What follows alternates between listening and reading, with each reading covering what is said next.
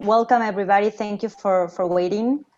This is the doctoral thesis defense of Pablo Barenbaum.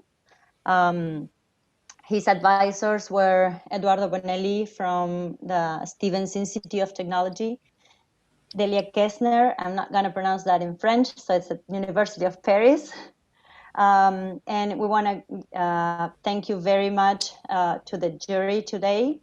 Nazareno Aguirre from Universidad Nacional de Rio Cuarto here in Argentina, Zena Ariola from University of Oregon, and Alexandre Miquel from Universidad de la República in Uruguay. I think he's actually joining us as I speak. So in the name of the doctoral committee, I want to thank you, everybody, for being here. The juries, first of all, for all the work and their disposition to be here today. And Pablo is going to present his work for about 50 minutes or so. Then the jury can ask him questions about it. And after that, we're going to send the jury to a breakout room so they can decide the final note. So Pablo, if you want to start already, thank you very much. Thank you. I would also like to thank, well, first the members of the jury for having read the manuscript, and also the doctoral committee for all the work they have done. And, well, of course, my advisors, Eduardo and Delia. So I would like to start with a quote by Ada Lovelace, in which she says that if the use of the analytical engine, which was one of the first mechanical computers, had not become general for numerical calculations, it was because they hadn't resolved the double problem of correctness in the results united with economy of time. So today, in 2020, the fact is that writing correct and efficient software is still a difficult problem. So the ultimate goal that we pursue is that we would like to be able to write declarative programs, that is, programs which resemble specifications, but we would still would like to be able to execute these programs efficiently. So in this thesis, we tackle this problem using techniques from the study of formal semantics of programming languages, such as abstract machines, rewriting theory, type theory, the Lambda Calculus, and these kinds of techniques. For example, so in order to understand what executing a program means, what we do is we study. Yes, sorry. Sorry to bother you, but there's half of the screen that we cannot see. Okay. That black box. This is because of this box here. Yes, that one. Perfect. Okay, yes, exactly. Maybe now it's better. Yes, perfect. Thank you. Okay, can I go on? Please go ahead. Okay, thank you. Okay, so to understand what executing a program means, we study evaluation strategies, and evaluation strategies are different ways to evaluate expressions. So for instance, if we define the function f of x as x times x, and we want to evaluate the expression f of 2 plus 3, then we may apply the evaluation strategy known as call by name, which applies the function first, and this duplicates the argument. And then we may perform the remainder of the calculation here. And in this case, this is bad because a call by name is duplicating the computational work required to compute the final result. On the other hand, we may use another evaluation strategy known as call by value, which evaluates the argument first. And in this case, this is good because it avoids the duplication of the computational work required to compute the final result. So in this case, call by value is better than call by name, but it is not always the case that call by value is better than call by name. So for instance, if we define the function g of x as constantly 0, and we want to evaluate this expression g of 2 plus 3, and we use call by value evaluating the argument first, in this case, this is actually bad because this performs the unneeded work of evaluating this argument, even though it is not needed to obtain a final result. So in this case, if we apply call by name instead, this is better because it only applies the function without requiring to evaluate the argument. I would also like to mention another evaluation strategy known as call by need, which was first proposed by Wadsworth in 1971. The idea is that if one wants to evaluate this expression f of 2 plus 3, where f is defined as before, Then we first apply the function, and then we obtain the body of the function, where now the formal parameter has become bound to a copy of the argument, which is stored in a single memory cell. And then if the argument is not needed, then this the contents of this memory cell is not evaluated. But if at some point the argument is needed, then we evaluate the contents of the memory cell, and we update the memory cell in such a way that the computational work has been shared among the two copies of the formal parameter of the argument. So call by need combines the benefits of both call by value and call by name. First, because it is lazy, and this means that it does not perform unneeded work. And this corresponds to the formal theorem that it is complete with respect to call by name. So call by need is complete with respect to call by name, as was, for instance, proved by Ariola, Feleisan, Marais, Stodarski, and Wadler in 1995. And also call by need is good because it shares the computational work of evaluating arguments. And this corresponds to the formal theorem that it is optimal with respect to weak reduction, as was shown, for instance, by Balabonsky in 2013.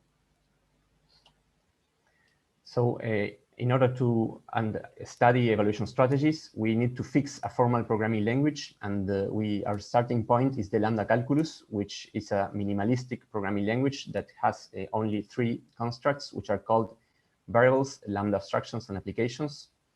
And it has a single rewriting rule known as the beta reduction rule, which says that if one applies a function to an argument, then in a single beta reduction step, one obtains this expression, which is the body of the function, where the occurrences of the free occurrences of the formal parameter in the body have been replaced by copies of the argument. And the Lambda calculus exhibits a number of interesting behaviors. For example, because it may erase subterms. For instance, if we apply the function lambda x0 to an argument yc, then in a single beta writing step, we erase the argument and we obtain just 0. On the other hand, if we apply a function like lambda xx to an argument yc, then this in one step duplicates the argument. So it also has a duplication. So it also duplicates subterms sometimes. And finally, the lambda calculus also exhibits non-terminating behaviors. So for example, if we apply this function lambda xx to itself, then in a single rewriting step, this term converts into itself. So this is a looping term which does not terminate. Well, so the lambda calculus is a fine model of programming languages in general, but for the purposes of this thesis, so from our point of view, it is insufficient because it has the limitation that it cannot express sharing of subterms. In order to be able to allow sharing of subterms, what we do is we study an explicit substitution calculus known as the linear substitution calculus, which was proposed by Akatoli and Kesner in 2010. And the syntax of the linear substitution calculus is this one, which extends the syntax of the lambda calculus with a term constructor, with a new term constructor. So the terms may be variables, lambda abstractions, and applications, but moreover, they may be explicit substitution term constructors, or explicit substitution, sorry, which sometimes are also written as let constructs.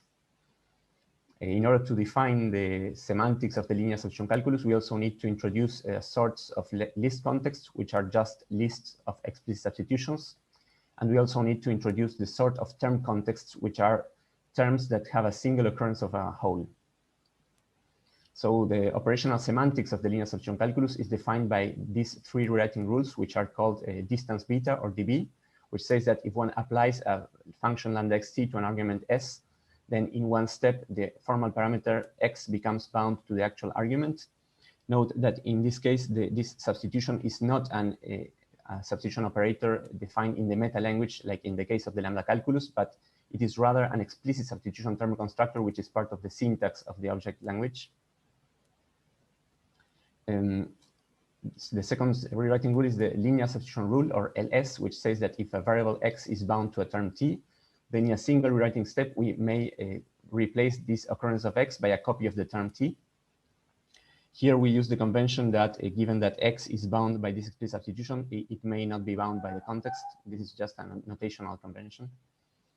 And finally, the third rule is the garbage collection rule, or GC, which says that if an explicit substitution is not used anymore, which corresponds formally to the property that the variable x does not occur free in t, then we may erase the explicit substitution.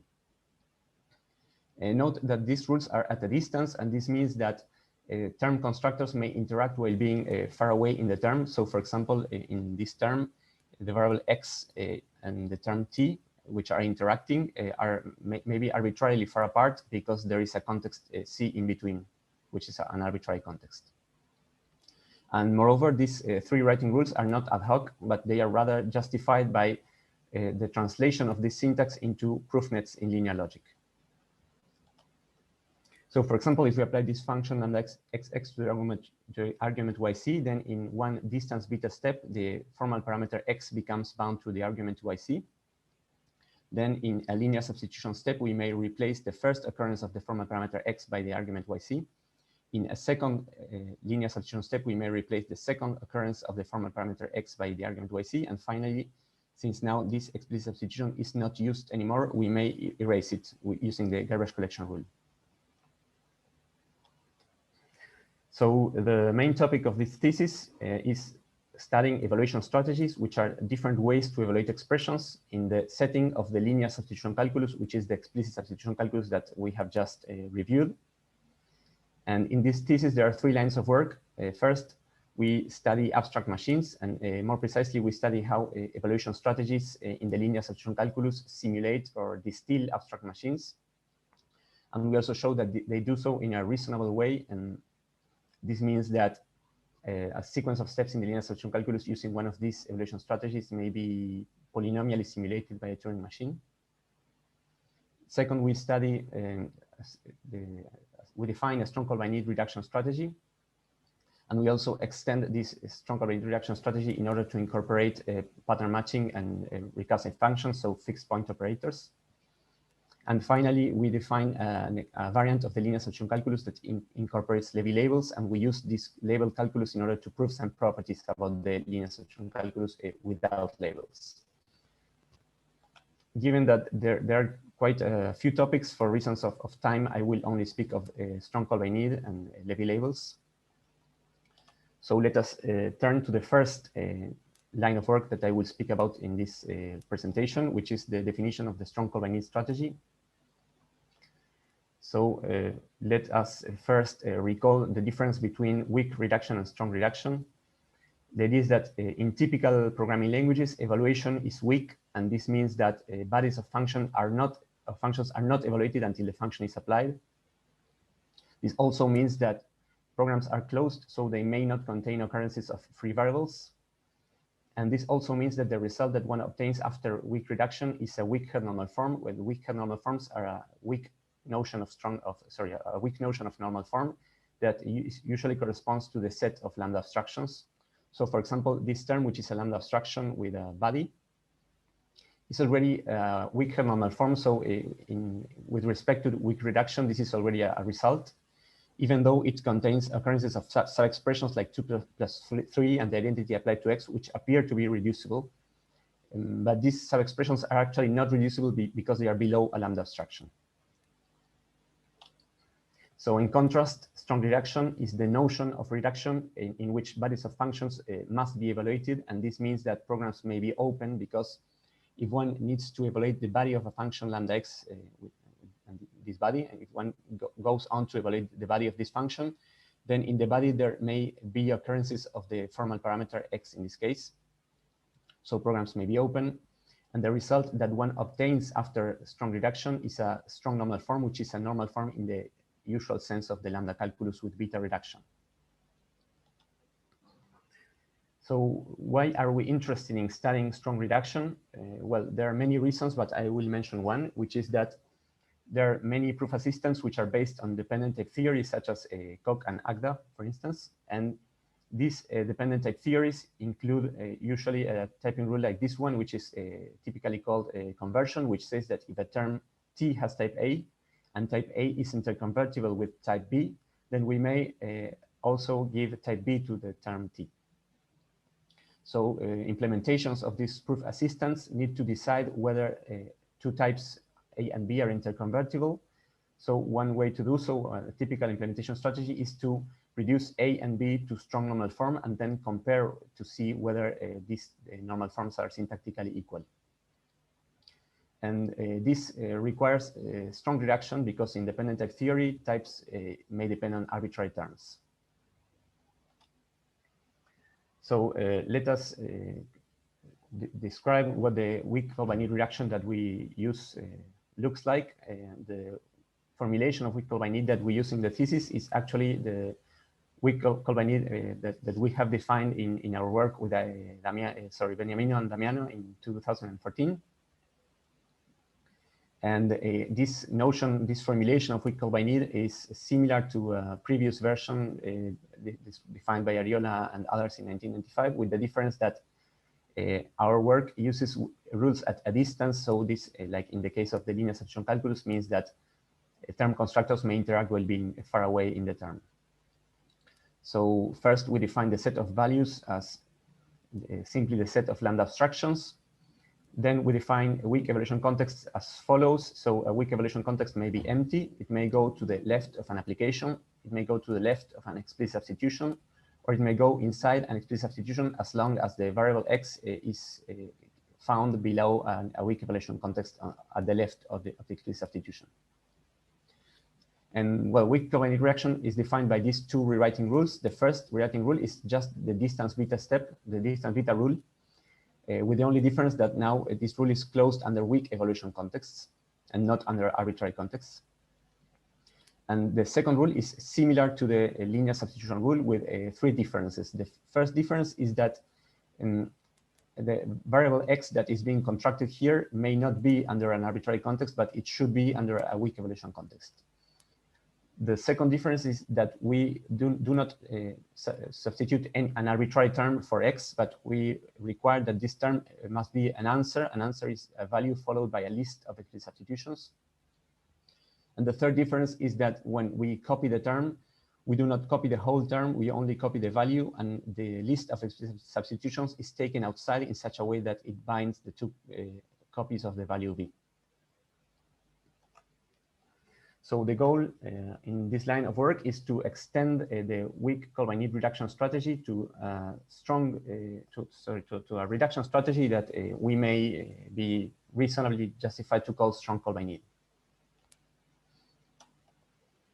So in trying to define a strong call-by-need strategy, there are at least two technical challenges. The first one is the issue of context dependency. So for example, if we want to evaluate a function, an abstraction lambda xt without arguments, then we must already evaluate the body of the function t. Whereas if we want to evaluate an application, this lambda xt applied to an argument u, then we must not evaluate the body of the function yet, because what we should do is perform a distance beta step instead. And this means that a production which says that an evaluation context may go below a lambda abstraction in any case is too naive a production, because in this case, we need this production. In the first case, we need this production, but in the second case, it would be wrong to use this production because it would allow us to evaluate t. And the second issue is the issue of frozen variables. And for example, if we want to evaluate this term lambda x xt, so this is an application of x applied to t, but it is below a lambda abstraction, then here we find that x is frozen, and this means that the variable x will not be substituted by anything else at any point in the future. So in this case, we must already evaluate the term t. However, in this case, we also have an application of the variable x applied to t, but here x is not bound by a lambda abstraction, but it is rather bound by an explicit substitution to the identity function. So here we should not evaluate t yet, because what we should do is rather perform a linear substitution step constructing this occurrence of x. So this, similarly as before, means that a production which says that an evaluation context may go to the right of a variable x would be too naive a production, because it would be, this production is necessary for this first case in order to be able to evaluate t. But this production would be wrong in this case because it would allow us to evaluate t. And so this would not capture the right notion of strong call-by-need reduction that we want to capture. So in order to define the actual strong call-by-need strategy, what we do is we define sets of normal forms and sets of evaluation contexts, which are parameterized by a set of frozen variables, which we denote by the Greek letter theta.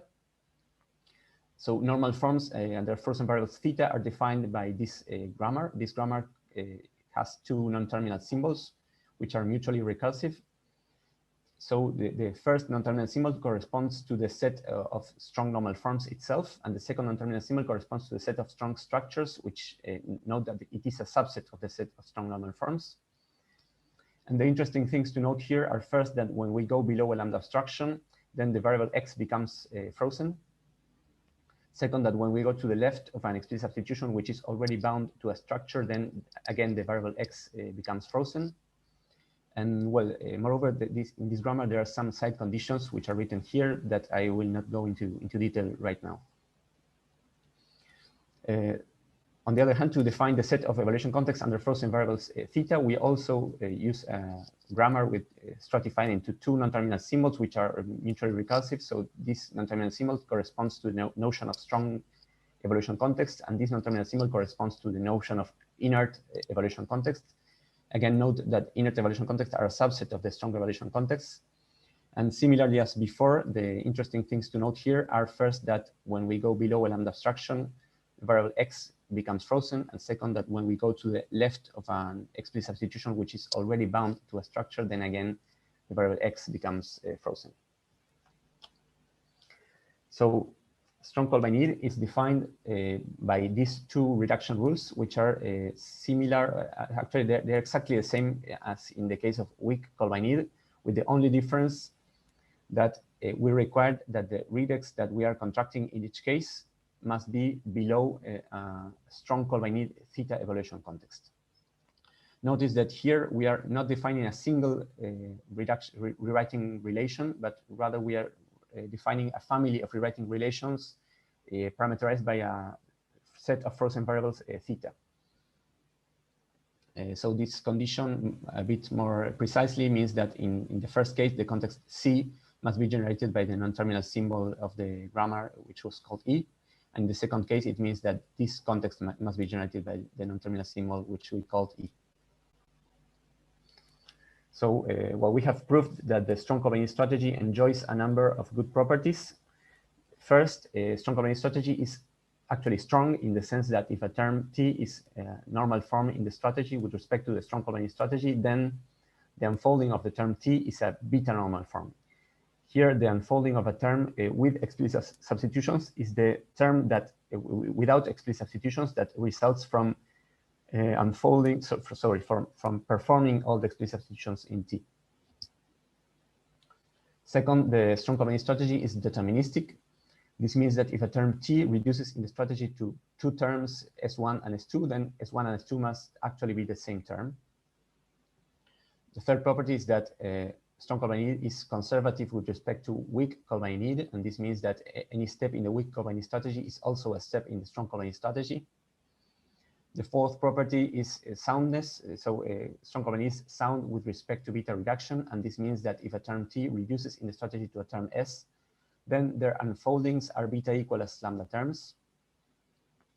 And finally, a strong call by need is complete with respect to beta reduction, and this means that if two lambda terms T and S are beta equal, and moreover S is a beta normal form, then the term T reduces in the strong call by need strategy to a term U that may contain explicit substitutions, but with the condition that the unfolding of U is precisely the lambda term S.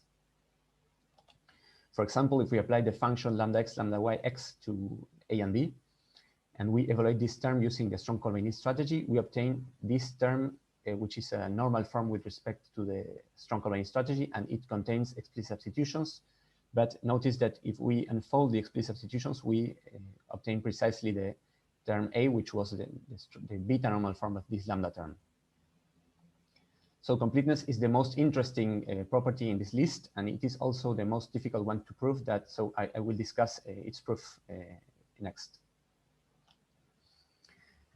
First, well, completeness of strong call by need can be easily shown to be equivalent to this condition, which says that if a term T beta reduces to a beta normal form, then there is a sequence of steps in the strong call by need strategy going to a normal form in the strong call by need strategy in such a way that this normal form unfolds to the original normal form that we have. So in order to prove that this property holds, what we do is we split this diagram into two triangles. The first triangle, A, is what we call the completeness of the theory of sharing. And it says that if a term T beta reduces to a beta normal form, then the term T also reduces in the theory of sharing to a normal form in the theory of sharing in such a way that this normal form unfolds to the original normal form that we had. Here, the theory of sharing is just an auxiliary calculus that corresponds to some kind of orientation of the theory of equality of Strong-Kolbein.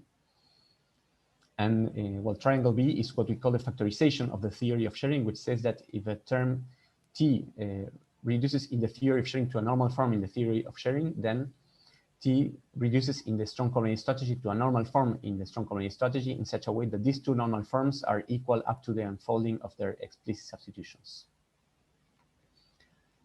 Well, in order to prove triangle A, which is the completeness of the theory of sharing, we use an argument which is based on non-idempotent intersection types. This argument actually extends a similar argument that Delia has given in 2016 in order to prove that weak Kolbein is complete with respect to Kolbein.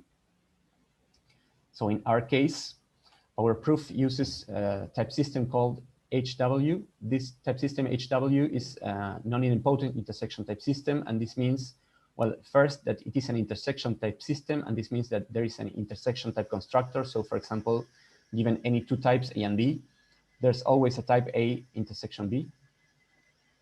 And second, it is intersection is non-idempotent, and this means that in general, the type A intersection A is not regarded to be equivalent to type A, Well, so intersection type systems are interesting and they are useful because they characterize normalization properties. This typically means that a term is typable in some intersection type system if and only if it is normalizing in some sense. And in our particular case, we have as a hypothesis that the term T is weakly normalizing with respect to beta reduction. And this implies that then the term T must be typable in system HW without involving positive occurrences of the antitype. And this in turn implies that then T must be weakly normalizing with respect to the reduction in the theory of sharing. So this concludes a proof of the triangle A. In order to prove the triangle B, which is the factorization of the theory of sharing, what we do is we use an argument based on commutation. So we first write the rewriting relation of the theory of sharing as the disjoint union of the rewriting relation of the Strong-Kolbein strategy and the rewriting relation that corresponds to steps that are not in the Strong-Kolbein strategy. We call these external steps and internal steps respectively. And what we prove is that an internal step followed by an external step can always be swapped in such a way that the external step comes first, and then it is followed by a sequence of steps in the theory of sharing. In order to prove this property or this diagram, we resort to an abstract factorization result that Akatoli has published in 2012. This is some kind of axiomatic framework, and the difficulty in our case is to prove that all the axioms in Akatoli's axiomatic framework actually hold. And this is difficult because the Strong-Kolbein strategy is defined by means of these notions of strong normal forms and strong evaluation contexts, which, as we have seen, depend on this parametric grammar, which has lots of productions with side conditions. So we have to study a lot of cases and to do an exhaustive case analysis. And these cases involve many subtleties and they require a lot of additional lemmas. So the proof is in the end very long and intricate. Okay, so let us now turn to the second line of work that I would speak about in this presentation, which is the definition of a variant of the linear substitution calculus extended with Levi labels. First, let us recall some notions from residual theory. The idea is that if S and R are two rewriting steps, then S over R denotes the set of residuals of the step S after the step R. So the residuals of a step S after the step R are something like the traces that are left of S after the step R has been contracted. So the formal definition of residual is too technical to discuss here, but of course it has a formal definition. And for example, this term has two redexes, which are the redex R in red here, and the redex S in blue here. And what we may note is that if we contract the blue step S, then a copy of the red step remains in this term. And if we call this red step R prime, then what we say is that the set of residuals of R after S is exactly the set that contains this step R prime. Similarly, if we contract the red step R, then what we can see is that two copies of the blue step remain on this term, which are called, if we call them S1 and S2, then what we have is that the set of residuals of S after R is exactly the set that contains these two steps as S1 and S2. So let us also recall the notion of creation from a residual theory, which this notion says that, this definition says that a step R creates a step S prime if there is no step S such that S prime is a residual of S after R. Sometimes we also say that in this case that S prime has no ancestor before R. So for example, in this term, there is a distance beta step colored in red, which is the step R. And note that if we contract the step R here, then X becomes bound to the identity function. And then we may replace this occurrence of X by the identity function. And this is a linear substitution step which is colored in blue, and it is called S here. And so notice that the step S has no ancestor before R because this occurrence of X here is still bound to a lambda abstraction, so it may not be replaced by anything. So given that S has no ancestor before R, then we say that R creates S. So the goal of this line of work is to develop the residual theory of a reduction in the linear substitution calculus. In particular, we would like to adapt many notions that have been developed by many researchers in the last, let's say, 40 or 50 years, such as the notion of redox families, Levy labels, finite family developments, extraction, optimality, and many more notions that were developed in the context of the Lambda Calculus and term rewriting systems, but we want to extend them into the linear substitution calculus. There are two motivations for doing this. The first one is conceptual, and it is that we would like to understand what causality means in the presence of subterm sharing, so what causality means in the presence of explicit substitutions. And the second motivation is pragmatical, and it is because we hope that by building this technology, we may be able to prove some further theorems about the linear substitution calculus. So corresponding to these two motivations, this line of work has two parts. First, we define a labeled variant of the linear substitution calculus, so a linear substitution calculus that incorporates Levy labels. And secondly, we apply this labeled calculus in order to prove some more theorems about the linear substitution calculus without Levy labels. So we apply the calculus with labels to prove things about the calculus without labels. The linear substitution calculus with Levy labels, or the labeled calculus for short, is defined with this syntax. So terms may be variables, lambda abstractions, applications, and explicit substitutions, with the difference that now variables, lambda abstractions, and applications are decorated with a label. Labels are defined by this grammar. This is just a grammar. I will not discuss what this constructor is supposed to mean, but for the moment, it's just a syntactic definition. And we also need to define a few operations in the meta language. The first one is this operation up arrow t, which denotes the outermost sublabel of a term t. The second is down arrow alpha, which denotes the innermost sublabel of a label alpha, and alpha colon t is an operation that adds a label alpha to a term t. So with this syntax and with these operations, we may define we may give the reduction rules of the label calculus. If we forget all the labels in these rules, so if we erase all the labels from these rules, what we have is simply the usual distance beta and the usual linear substitution rule. So what the labeled variants of these rules express is how labels on the left-hand side are propagated onto the right-hand side. And there is a reason why the propagation is done in this way and not in any other way, but I will not justify why we do so in this way here. And what I will say is that there are two kinds of reduction steps. And each kind of step has a name. So the distance beta steps have this name, which is dB of beta, where beta is the label decorating the lambda abstraction. And linear substitution steps have this name, which is a combination of the name of the label decorating the variable and then label decorating the term that is substituted for the variable. So the important thing to know, to remind here is, to be aware of here, is that all steps have a name. So we have proved that the label calculus enjoys a number of good properties. The first property that we have proved it enjoys is confluence, which is the usual property that whenever one opens a peak in many steps, one may also close this peak in many steps.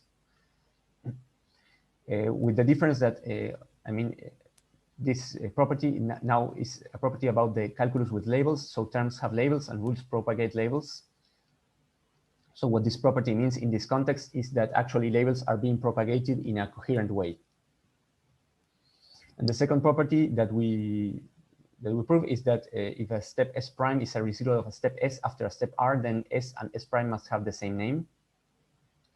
And well, this diagram illustrates these two properties. First, it illustrates the confluence property, because if we start with this label term and we contract these two redexes here and here, then we may close the diagram and we arrive to the same label term. This is the first property.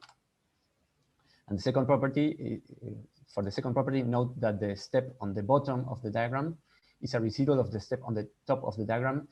And in fact, they have the same name, which in this case is A bullet B.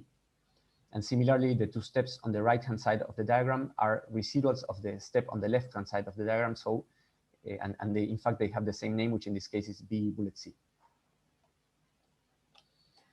Another property that the label calculus enjoys is called creation, and it says that if a step R creates a step S, then the name of R is a sublabel of the name of S. So for example, in this term, there is a linear substitution step colored in red here. And if we contract this redex, we replace X by lambda abstraction. Notice that the name of this linear substitution step is B bullet C. And note also that this step has created a distance beta step here. This distance beta step is the one colored in blue, and the name of the distance beta step is dB of B bullet C. So note that here the first step creates the second step, and the name of the first step is a sublabel of the name of the second step. So this is something that happens in general, as is shown in this lemma. Well, maybe the most important property that the label calculus enjoys is the property of finite family developments, which says that reduction in the label calculus is strongly normalizing as long as the names of the redexes are required to be bounded by a fixed height. So using this finite family developments theorem, we may prove some other properties. In particular, we can prove this property, which is known in the literature as contribution, which says that if M and N are names of steps, then the two following conditions are equivalent. First, name contribution, which merely says that the label M is a sublabel of the label N. And secondly, history contribution, which says that for any sequence of steps such that the name of the last step is N, then there is a step in the middle or in between, before the last one, such that its name is M. So name contribution is some sort of a concrete or syntactic notion, whereas history contribution is some sort of abstract or semantic notion. And this means that contribution can be understood as some sort of a soundness and completeness result for the label calculus. So the 5 properties that we have just mentioned actually form like a coherent whole, because they together make the linear substitution calculus a deterministic family structure. Deterministic family structures are an axiomatic framework. So there's some kind of algebraic structure defined by Glart and Hasidashvili in 1996 in order to generalize the work done by Levy in his 1978 PhD thesis to generalize this work to a more abstract setting. So now that we know that the linear substitution calculus without labels is a deterministic family structure, know that this is a property about the calculus without labels, and we use the calculus with labels to prove this. then we may apply these tools to obtain some more conclusions. So the first application that we study is optimal reduction. So first, well, a family reduction is a sequence of multi-steps such that each multi-step is a set of steps which are all in the same family. And if we have a family reduction to normal form, then we say that this family reduction is optimal if there is no shorter family reduction to normal form. So what we can conclude is that we have an optimal reduction result for the linear substitution calculus. And this means that the statement is that any family reduction which is complete and needed and goes to a normal form must be optimal. Here, complete means that each multi-step is a maximal family of steps in the same family. It's a maximal set, sorry, of steps in the same family. And needed means that each multi-step contains at least one redox which is needed. So this is simply a corollary of the work by Glaurt and Hasidashvili, which in turn, as we said, was extending the previous work by Levy in his PhD thesis.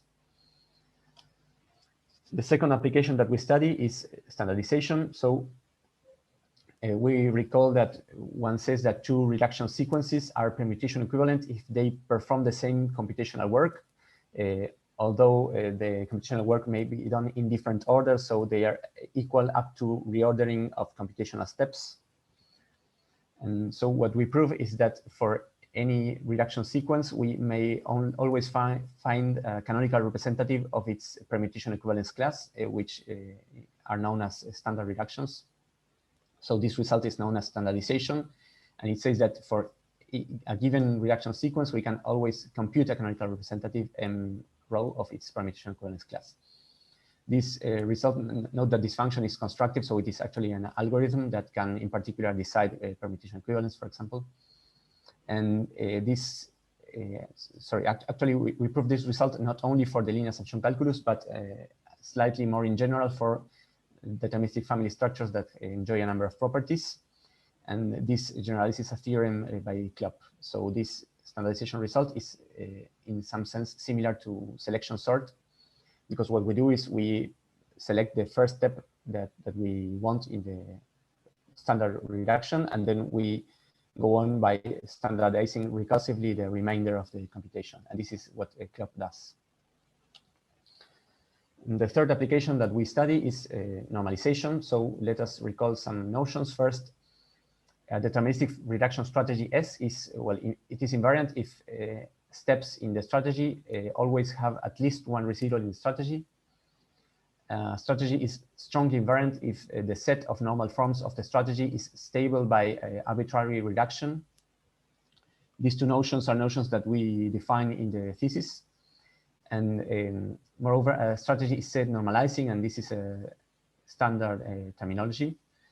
If given a term that has a normal form, then the strategy finds the normal form. So what we obtain is a result of normalization for the linear substitution calculus, which says that any strongly invariant strategy in the linear substitution calculus is normalizing. As before, we actually state and prove this theorem in a slightly more general setting for deterministic family structures that enjoy a number of properties. And as a particular corollary, we prove that call by name and a variant of we call by need are strongly invariant strategies, and as a consequence, they are in fact normalizing. Well, so in order to conclude, first, let us recap what we have done in this thesis. First, we have studied abstract machines, and in particular, we have studied how evaluation strategies in the linear substitution calculus distill abstract machines or simulate abstract machines.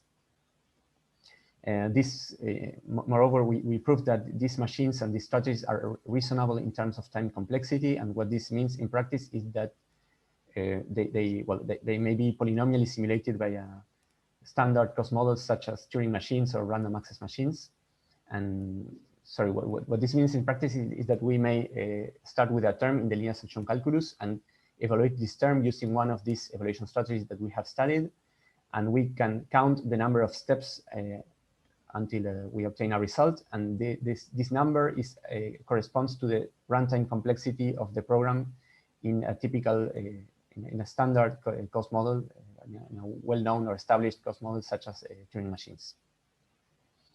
Secondly, we have designed or defined a strong colony strategy, and we have proved that it enjoys a number of good properties. In particular, it is a conservative extension of weak call by need, and the main result and the most difficult one is a completeness, which we have proved using a type non-intersection type system, sorry, an important intersection type system.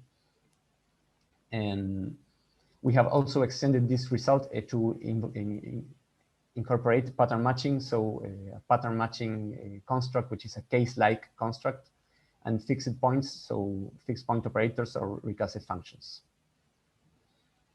And well, finally, we have defined a variant of the linear substitution calculus incorporating Levy labels, and we have proved a number of properties of this label system, and we have used this technology to prove results about the system without labels, such as optimality, standardization, and normalization. Well, so as some personal conclusions or some personal appreciations, first, in this thesis, we have used explicit substitutions to study strategies with subterm sharing, such as weak call by need and strong call by need. And I think that explicit substitutions have proven to be adequate tools to study these kinds of strategies.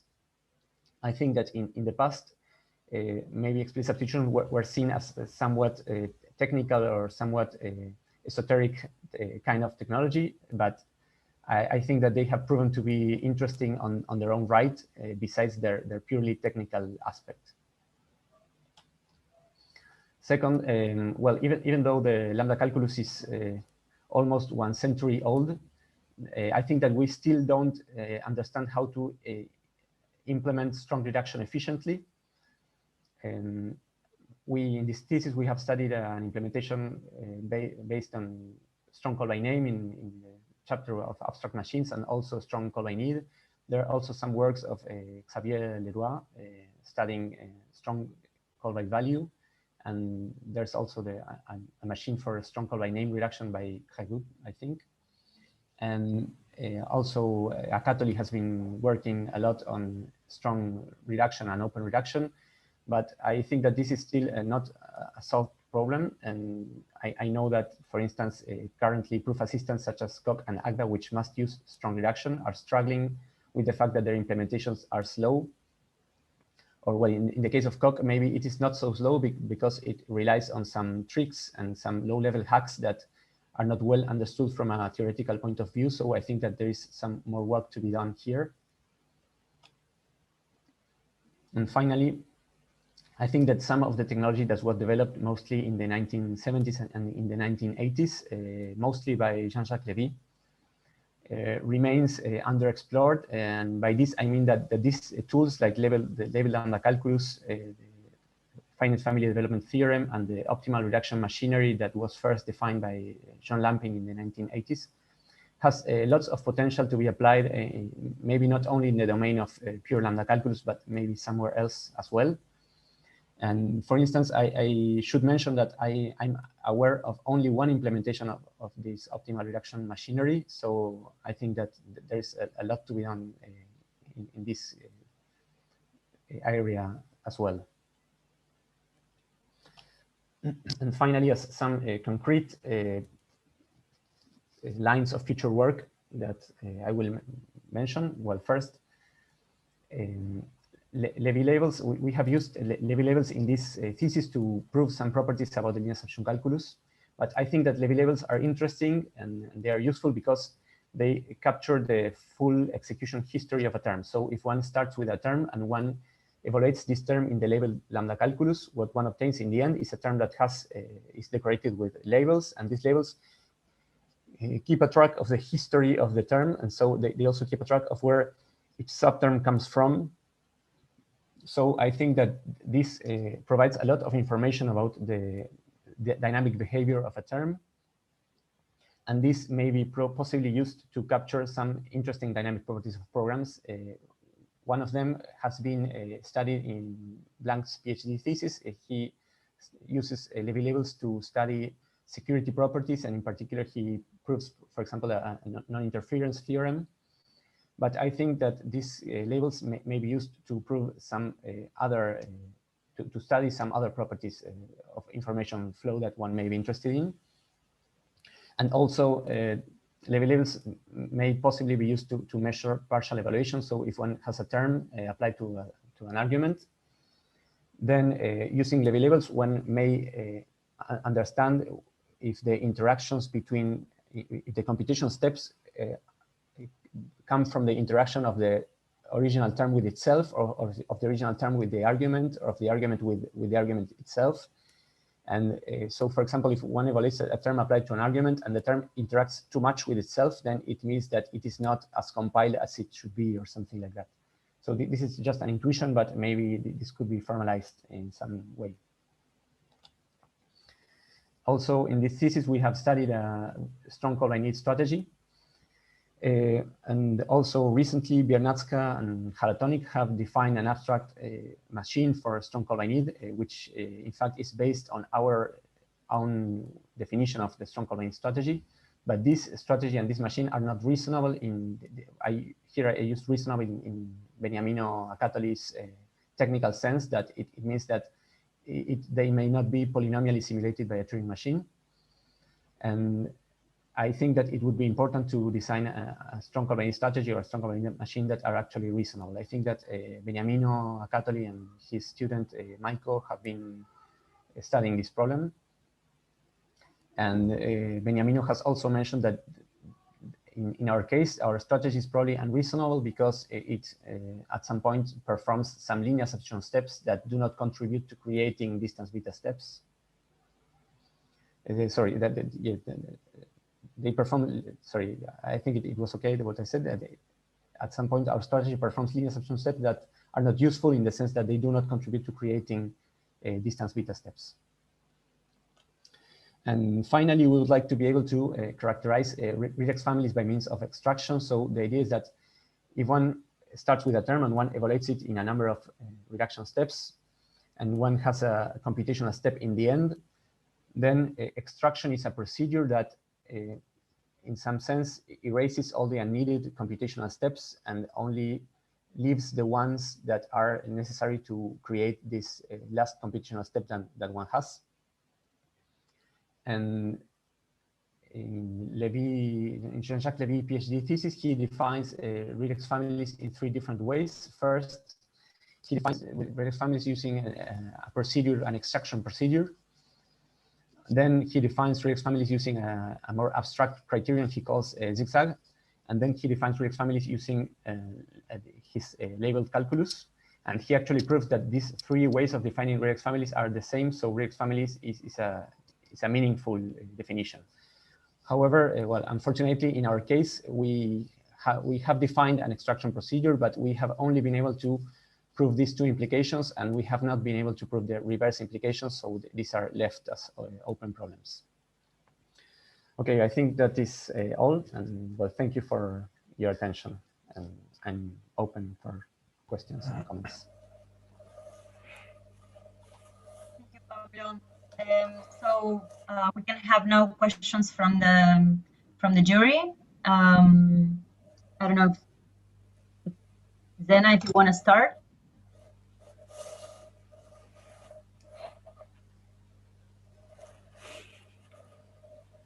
Okay, sorry.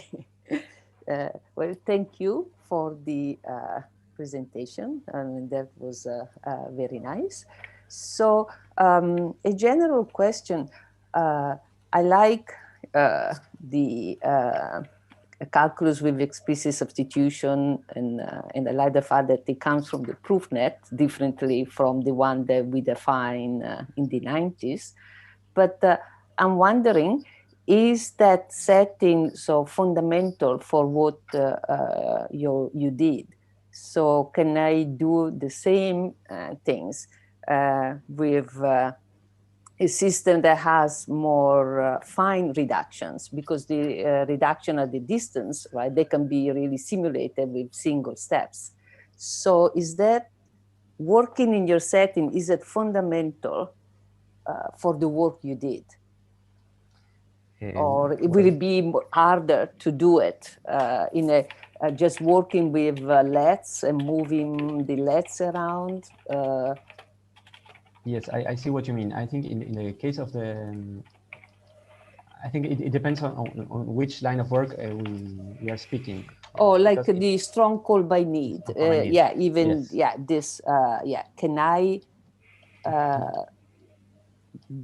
do it? Yeah, with instead yes. of your rules, right? I mean, we have maybe, yeah, the first rule will be simulated a little bit with, well, I move the L around, I move the, so we can simulate those rules. Okay. Yes, so yes, what exactly. I'm saying, I mean, I like very much your setting because yours has a logic foundation.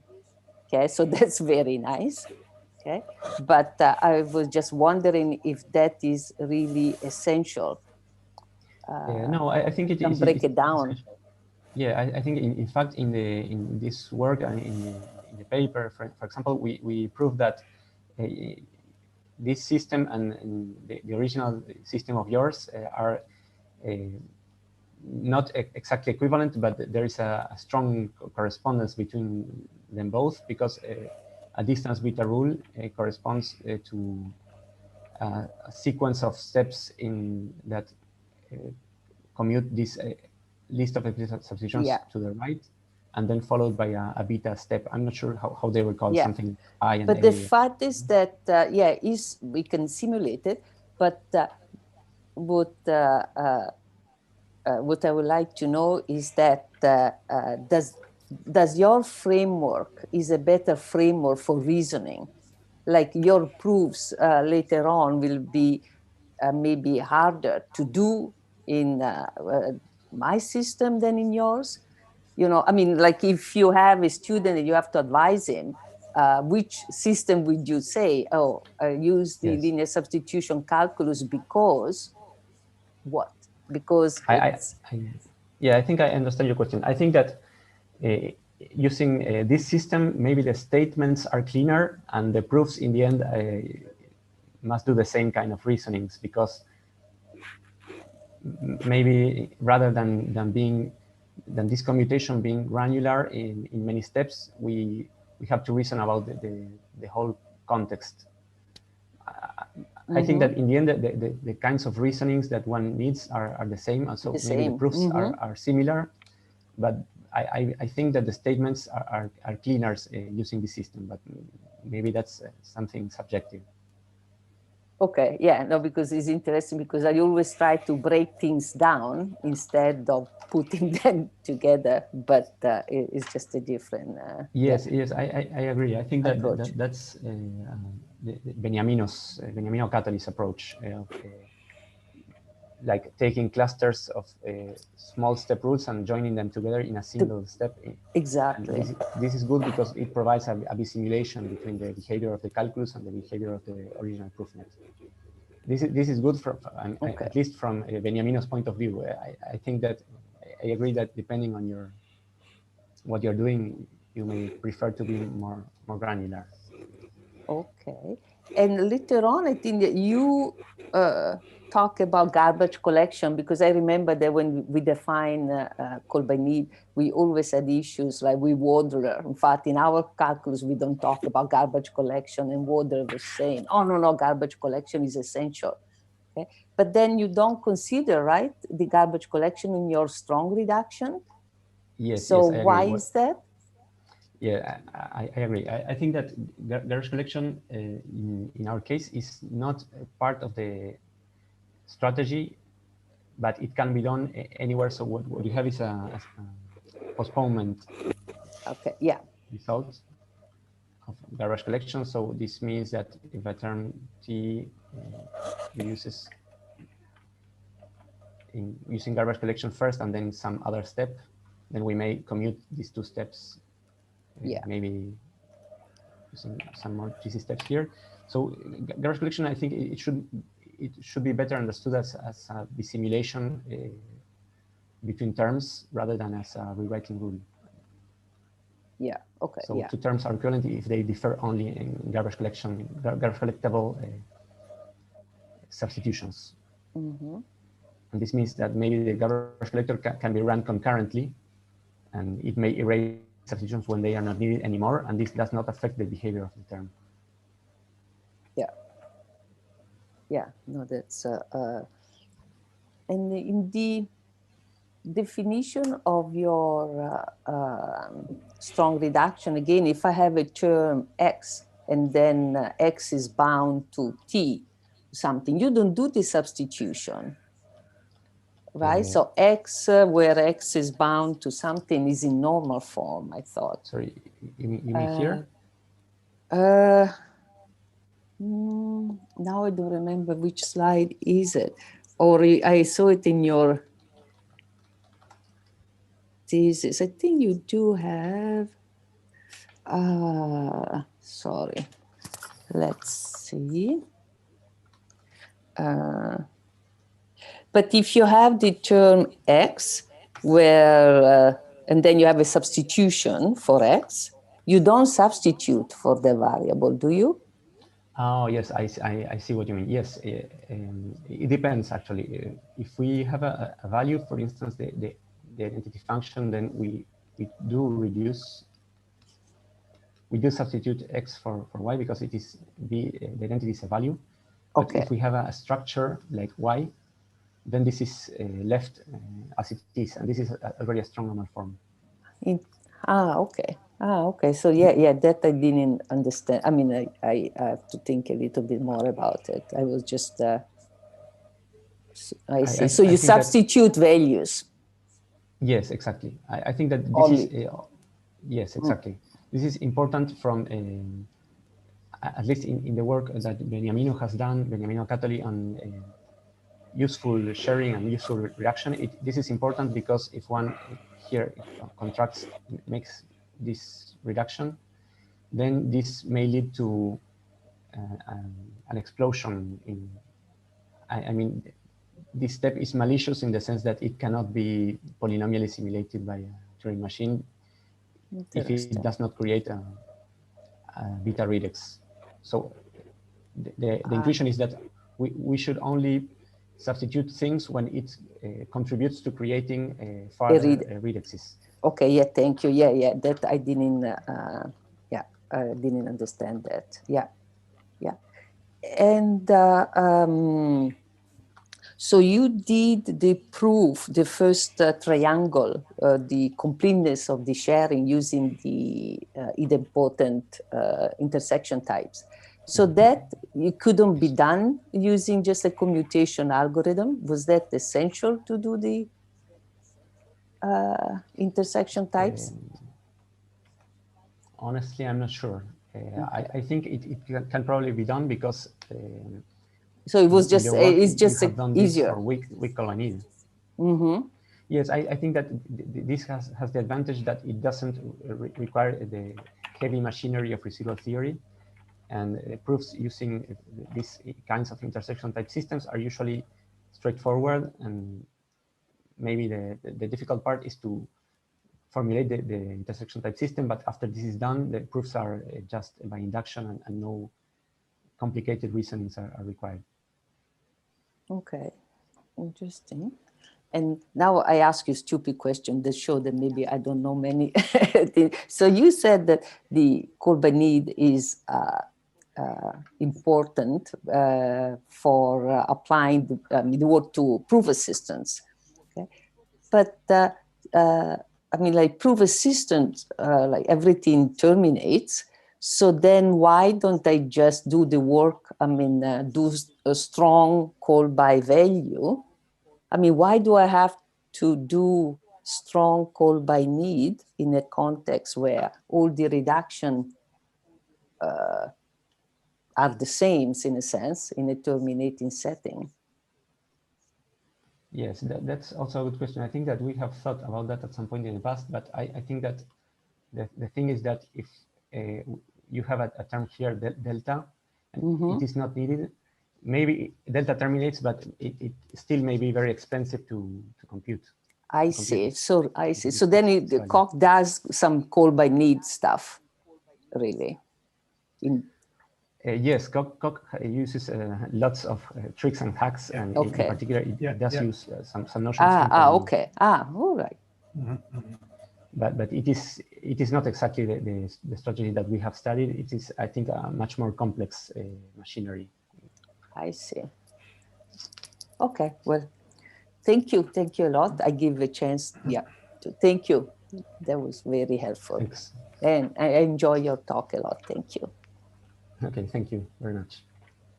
Thank you, Zena. Nazareno, you want to follow up? Okay, yes, sure. Great. So let me first start by thanking Pablo for his presentation and the quality of the manuscript. I really enjoyed it. Also, the advisors and the committee for inviting me. It's always a pleasure to participate in these kinds of works. It was really nice. As you know, it's not my area of expertise, but I always enjoy these kinds of thesis. So it was really challenging to read it, and I appreciate the invitation. Thank you. Thank you. So I have a number of questions. As you know, as I said, I'm not an expert in this area at all. So my questions will be, I guess, more on a general side. Applications. Some things have to do with applications, possibly other extensions and so on. So those are the most difficult ones. No. I'm sure it will be fine. One of the things that caught my attention on these calculus of explicit substitutions while I was reading, is that well, several things, but one of them is that whether, especially when you presented like these different kinds of strategies for evaluation, where there's room for more distilling. Like you showed like a number of cases for some known abstract machines, but what about other strategies, other evaluation strategies, in particular evaluation strategies that may mix different evaluations, like lazy and eager, like in Alice ML or languages like that. Especially because you have these frozen variables that you might somehow like indicate which things you want to postpone and which things you want to reduce and things like that. So any opinions there, whether there's room for further distilling? Well, yes, that's a good question. I think that first,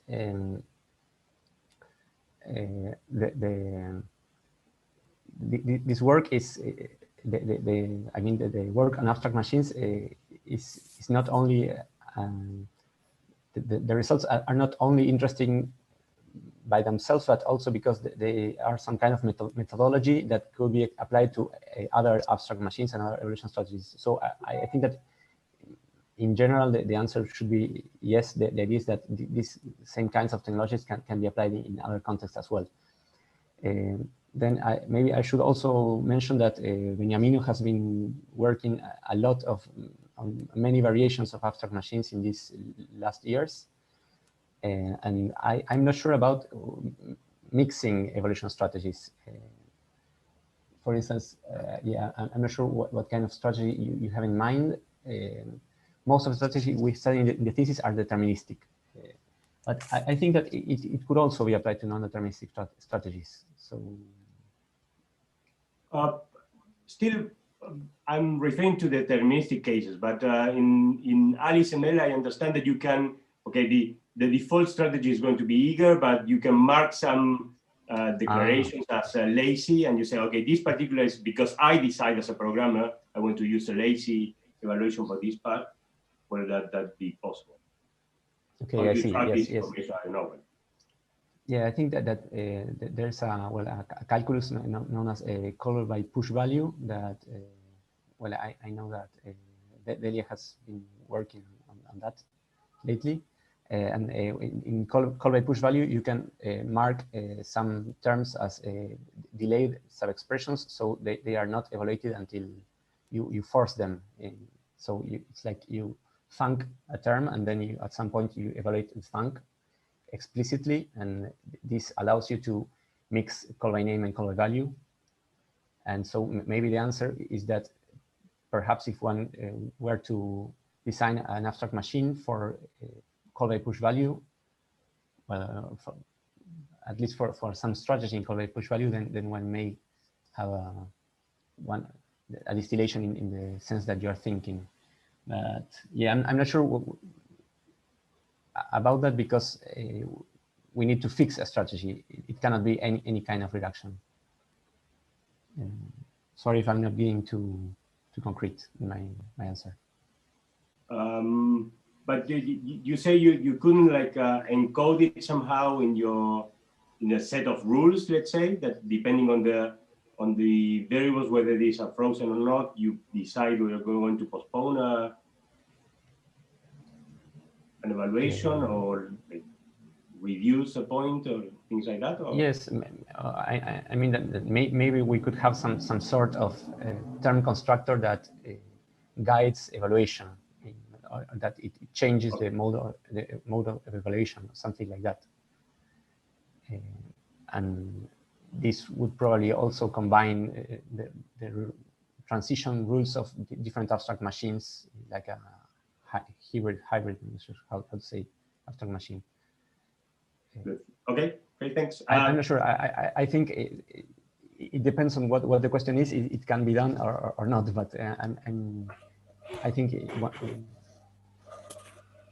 one okay, would need to. Yes, sorry. It's okay. It's okay. Thank you. I understand that. I have another question regarding, especially your extensions when you deal with case and recursion. And I was thinking, especially because of these explicit substitutions, because it seems like a very nice setting to capture some concurrency extensions. I don't know anything about concurrency extensions for Lambda Calculus, but I'm sure there must be something like that, because there are some languages that, some functional languages that use futures and things like that, that may be capturing this.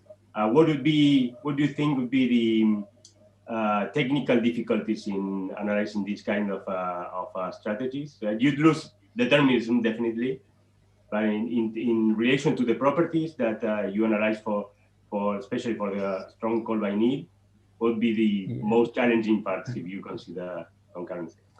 Yeah, actually, I'm not sure what kind of primitives one would like to add to the Lambda calculus to make it concurrent.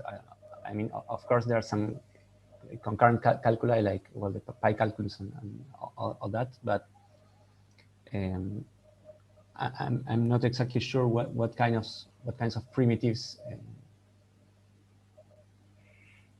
one should add to the Lambda calculus to make it concurrent.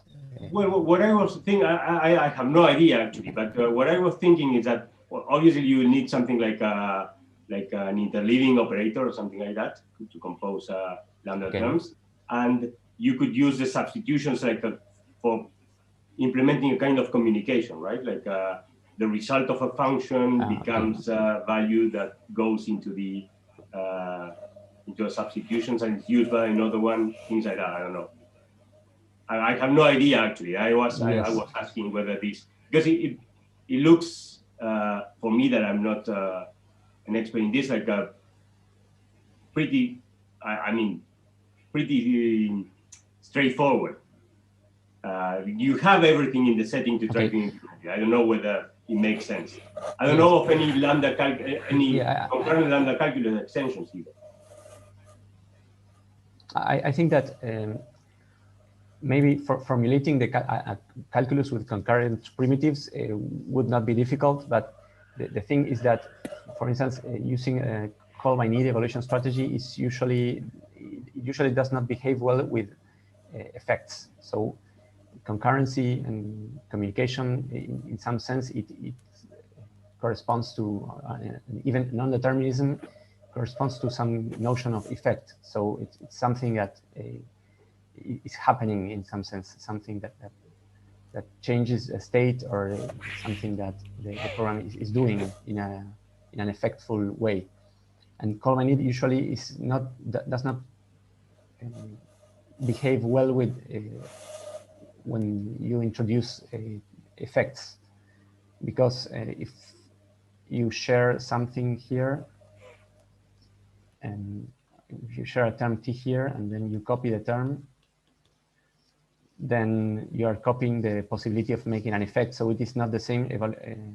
Evaluating the term inside the explicit substitution and then copying it is not the same as first copying it and then evaluating the command that performs some kind of effect.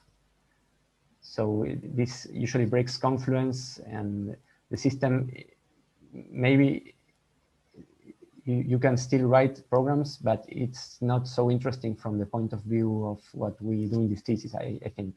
No, of course. If it's not confluent, confluent, you definitely you don't lose have confluence. a quality. Yes. Yeah, in general, I think that some of these things can probably be worked out or fixed. Okay, thanks.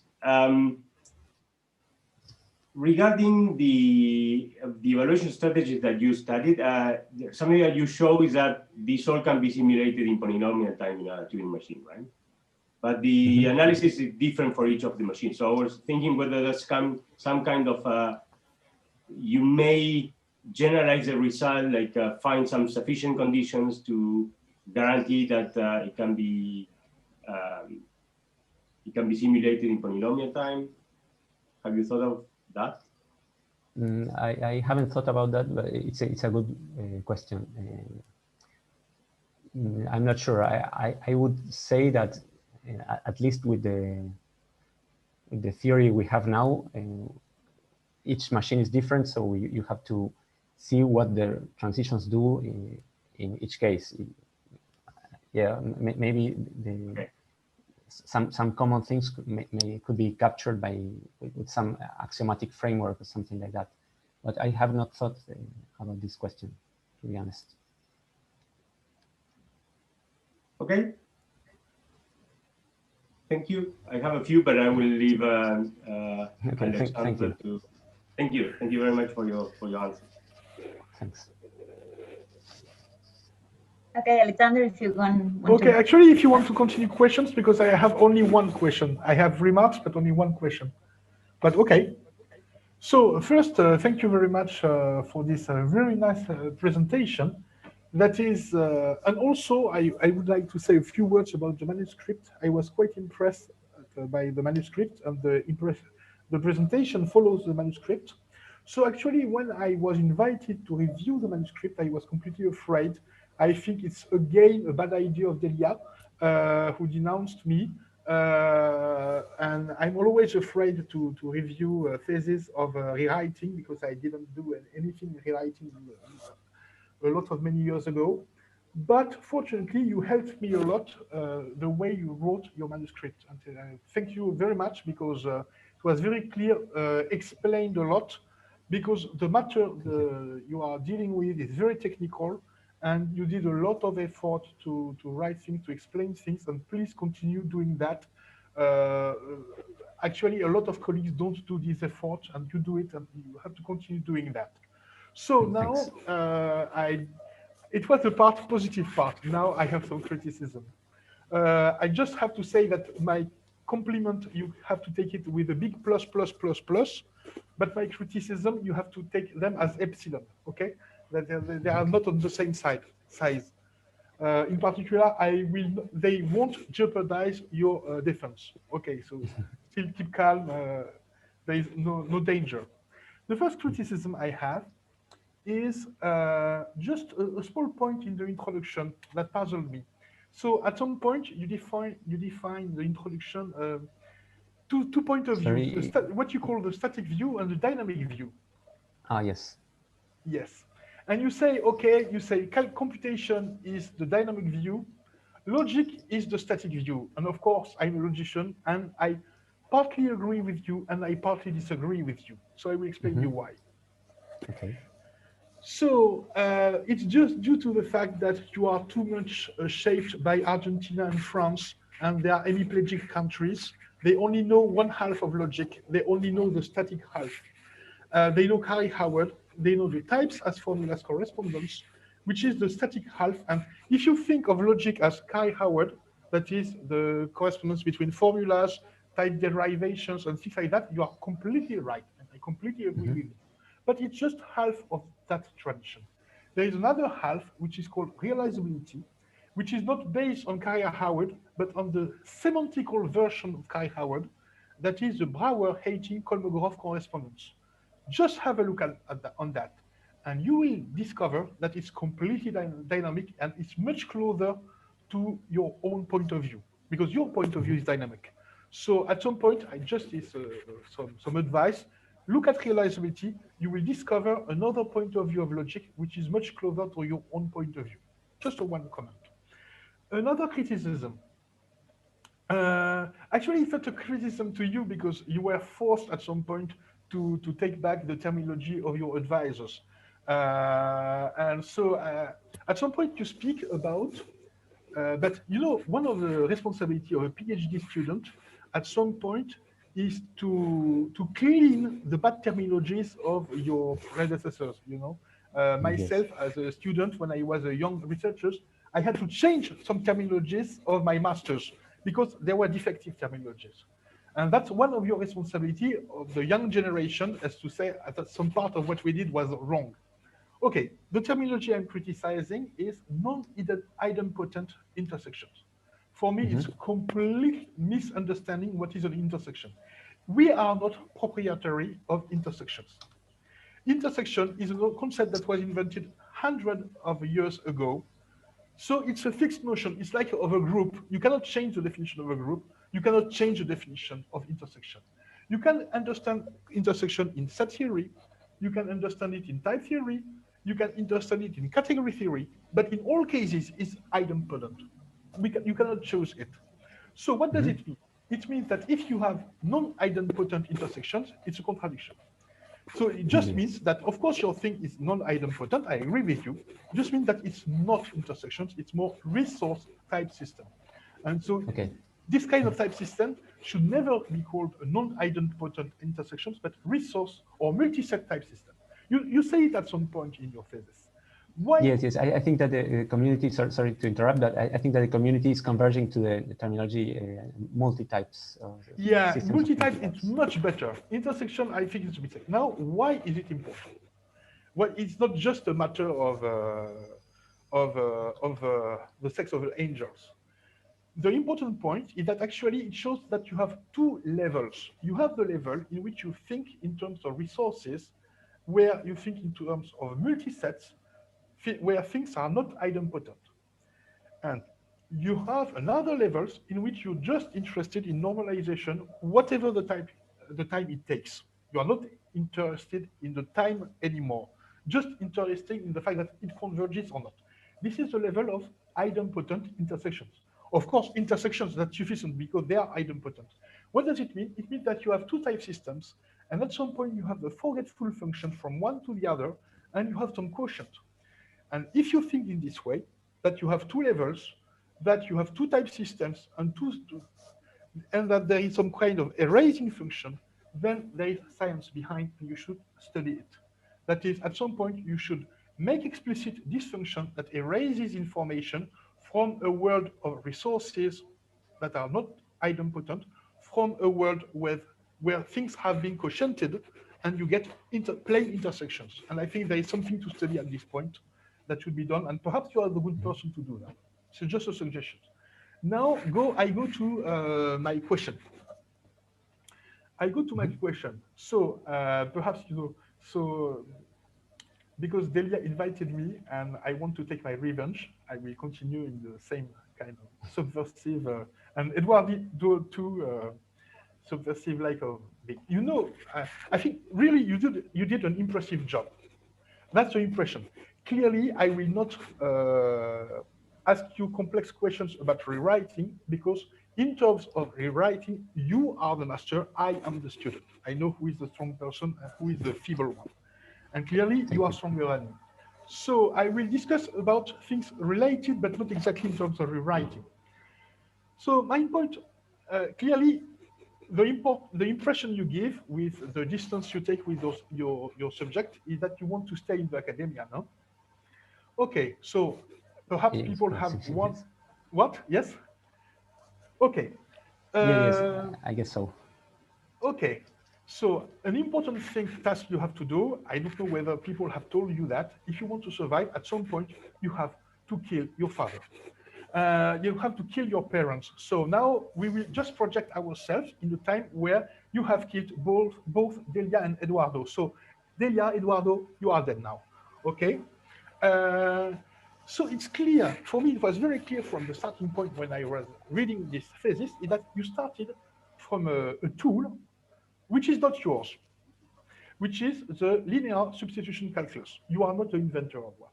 And then you did a very impressive crash test of this tool just to tackle problems that are not related, actually. Your first problem was, what is the notion, what is a good definition of what is an evaluation strategy? That is, we had a lot of definitions of various evaluation strategies, but in your chapter regarding distillation, clearly the question is, what is the correct definition of what would be an evaluation strategy? And what would be a definition of abstract machine? And you used the linear substitution calculus for giving a partial answer to that. In the same way, when you wanted to define what is the correct evaluation strategy for strong evaluation in call by need, you used the linear substitution calculus as a tool for that, but it was not your aim. Your aim is much broader. That is, I consider that you took a particular tool for a broader thing. So now you can kill your advisors. What would you change in this calculus? That is, would you take another calculus? Would you change it? For instance, you have three main parts of your thesis. Perhaps you could have used three different calculi. Perhaps you could, at some point, have defined another class of calculi that would be easier to tackle, to use for your aims. So could you elaborate on that? How would you kill your advisors, basically? So the question is what variant of the linear substitution calculus would I use for something example? Completely different. You are allowed to do that. Yes.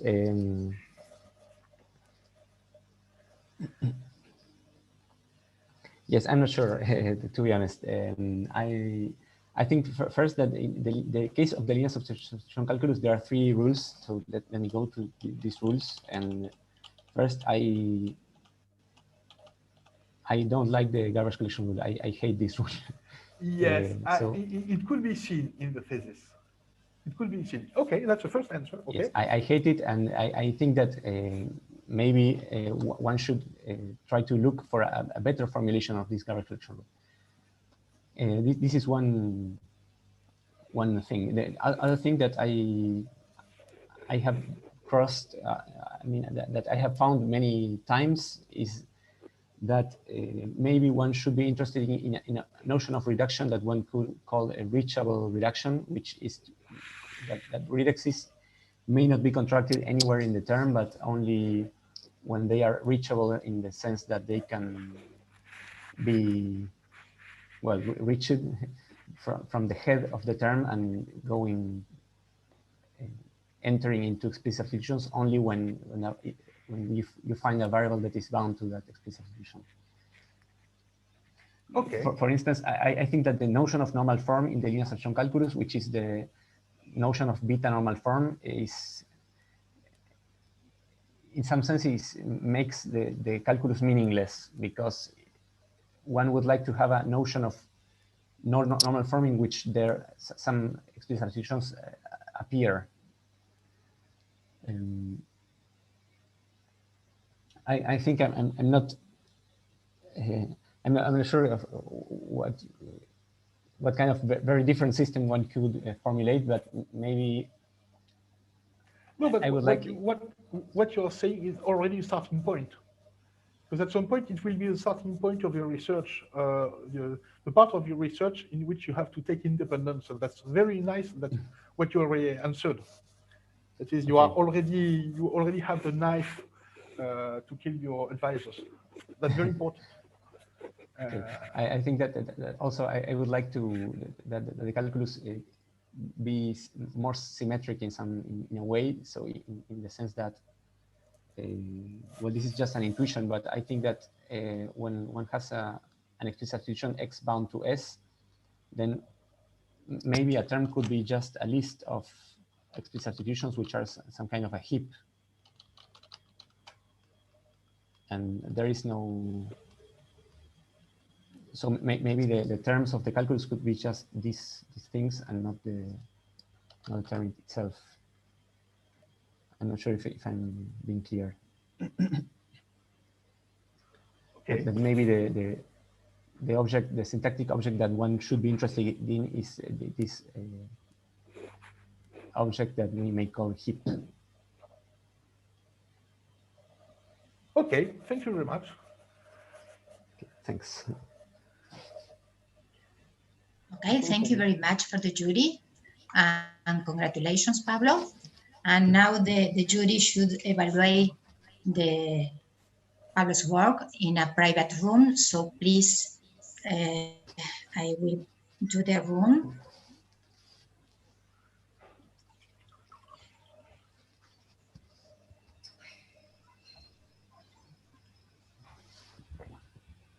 We have to move to the room, or you move us? Yes, please. You. But wait a minute. Okay.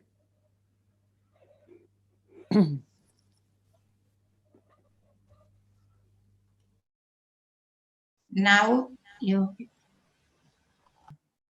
the mark is. Oh, where are? Oh, are we all there? Okay. Yeah. Oh. Now you are in the main room. Okay. Okay. So the mark is outstanding. Okay, thank you very much, Sena. Sobresaliente, Pablo. Gracias. Felicitaciones. Congratulations. Yeah. Congratulations, Pablo. Yeah. Thanks. Hopefully we'll see you in Eugene sometime. Sorry? Maybe we'll see you in Eugene, Oregon sometime. You can come and tell us about giving a talk at the summer school. It would be nice. I would love it. Yeah. Yeah. Okay. Okay, thank you very much. Delia? Microphone, Delia. Oh, is dead? Yes. She's alive. Sorry. Okay. Can you hear me? Yes. Yes. It's emotion. Yes. So the first thing I must say that to Alexander is that the terminology non-idempotent types comes from the linear logic community, but we used to call these multi-types or quantitative types, which is even better. So that's all, but no polemic about the terminology. I would like to say, first of all, thanks to the jury, because it's a hard work to evaluate a thesis, and thanks for the careful reading and for the constructive evaluation and comments. And thanks also to the Comisión de Doctorado for organizing the defense and for taking care of all the issues related to the thesis. I will now change to Spanish. I apologize, Sena, for that, but I would like to share my thoughts with Pablo's family, friends, and colleagues, and so I prefer to switch to Spanish. I know that you understand also Spanish.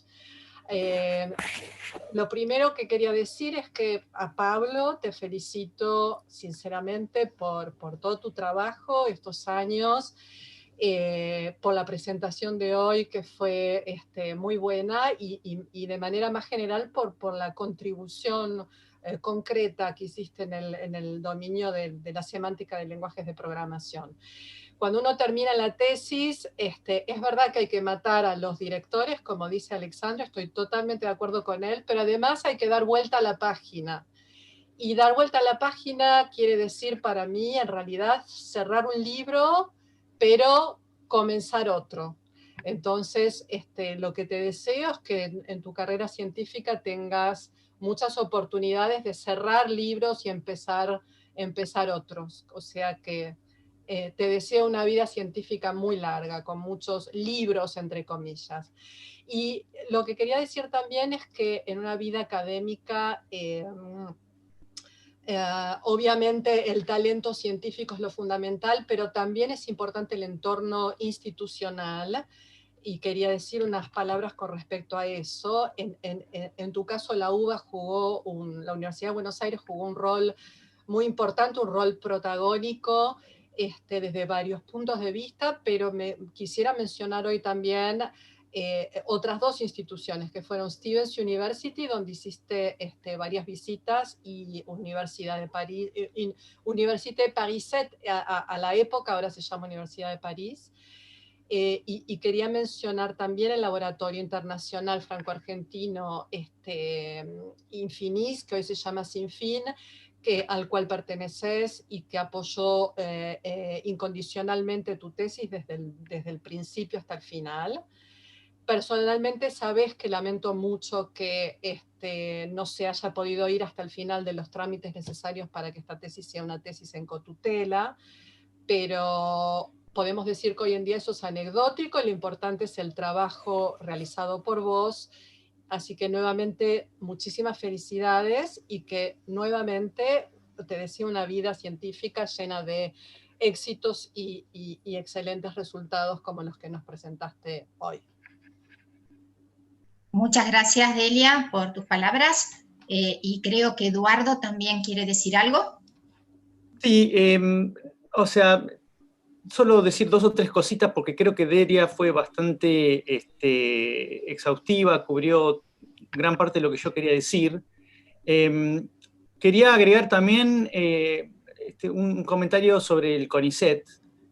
Pablo fue becario CONICET, y el CONICET también jugó un rol, digamos, preponderante, porque, bueno, le permitió a Pablo poder, en buena parte, digamos, subsistir mientras hacía sus estudios doctorales. Así que agradezco enormemente al CONICET por eso. Y después, bueno, sí, el trabajo de Pablo es excelente.